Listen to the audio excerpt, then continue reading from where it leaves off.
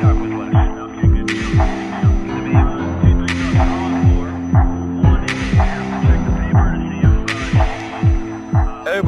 welcome back. This is week 18, version 3, 0.30 update. I've been working with HTC on getting support for the Hyperkin Blaster, and one of the things they asked me was, why don't you put in an arcade mode in the game? For those people who don't know about USPSA or IPSC rules, they want to be able to get in the game and start shooting and compete that way. So I thought I built one. So I built an arcade mode. So this is how the Hyperkin Blaster looks like with the tracker. So what I did was I took the Triggrcon stage that we built for the Triggrcon events and made it an arcade stage. In the future I'll put more stages here, but all you have to do is just go in here and shoot it. Let's take a look. There you go, this is arcade mode. As you can see, it looks exactly like the Triggrcon stage, just a few more pieces of steel. Instead of 50, now it's 60 actually. This is the original Seek stage that I had in the Pro-Am. I changed this barricade here to, instead of going prone, I made it easier. I made a diagonal port that you can shoot through. So yeah, in order to start the game, the gun's in your hand, players can start shooting if they like, get a feel of the gun, figure out how to reload. Also, the Hyperkin Blaster is now fully supported. You can reload with your trackpad button. You can navigate through the menu using the trackpad button as well. So if you buy one in the future, you should be able to play this game. Now, so in order to start this game, you don't go to the menu anymore. What you do is you turn around. There's this instruction here, how to begin. Standing facing the scoreboard, hands relax to the sides. Press the button to begin. Right, so let's try that. Make ready. Make ready. All right. Stand facing the scoreboard. Make ready. Hands relax to the sides. Are you ready? Uh-huh. Stand by. Go. Reload up here. Reload in here.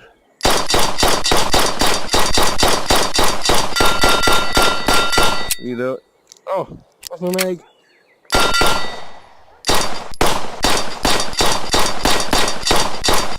Reload to last position. There you go. That's my time, 30:56. So the part time is 35 seconds. You got to shoot all of this in 35 seconds. Pretty simple with the carry optics, even easier with the open gun, much harder with production and all the other insights. So that's it. This is arcade mode. Easy. Just you want to start again, just Make press ready. the button and the game goes again. And you just keep Make playing. ready.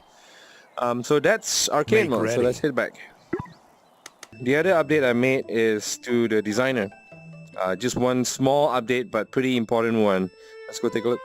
So this is the designer. You guys seen this multiple times. So what I've added here that's new is the ability to declare, well, actually a few more different types of fault lines. So a short fault line, a long fault line. So you can create, nice looking angles like that. And then if you want a shorter one, hang on, let's pick the shorter one here. And then you can, stick it out like that. And then switch back to the long one. Oh, come on. There we go. All right, so you can make all kinds of patterns on the floor and so forth. So as you are building, as you go about building the stage, if you lay out your design like this, you find that you want to only restrict the players to shoot from within the fault lines. And that's really not supported until now, where the ability to include shooting areas. So these square yellow boxes are shooting areas. With a small one, you have a long and a 3x3. So it's a 1x1 size, which is essentially 1x1 in the game is 1 meter by 1 yard by 1 yard square. So you can drop it down, and then you can, with some error maybe.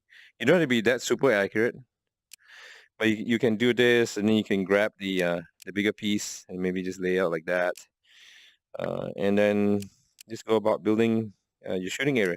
So as you overlay this yellow, what will happen is when you start the game, this yellow area is your shooting area. There are some restrictions, obviously. I mean, this maybe in the future I can make a smaller box like this so that you can, fit areas like that. But you don't have to be super accurate. As long as the player is somewhere there, maybe they are leaning over the fault line, it will still register instead of them strictly standing within the fault lines. So you can keep going and keep doing this, right? And then maybe a short piece over there. Let's reset that like that. Need to make it bigger. There we go. Nope. I messed up. Let's bring that back again. Yeah, something like that, like let's move this back in here. Pick up one by one. And maybe just do this fault line right across like that. You can do another one just to complete it. So yeah, that's the weird looking shooting area. And then you can put targets up here. And then you can put barricades, port or something, so that's your shooting area. Let's go take a look. Let's go save it. Let's call this area. And let's play. There we go. So when you're playing the game, you don't see the yellow patches because that's going to be hidden. That is your shooting area. So if I start the game right now, Make ready.